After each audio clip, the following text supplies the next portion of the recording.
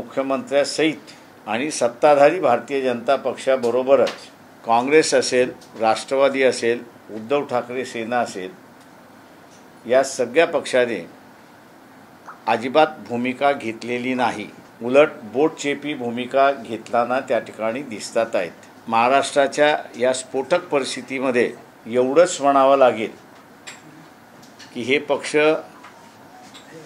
जनतेचे पक्ष नाहीत, तर हे पक्ष आपापल्या जातीचे पक्ष आहेत.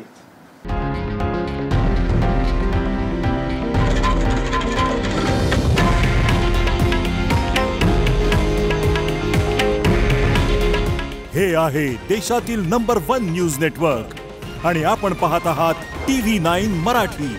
काळजी तुमची, हित महाराष्ट्राचं.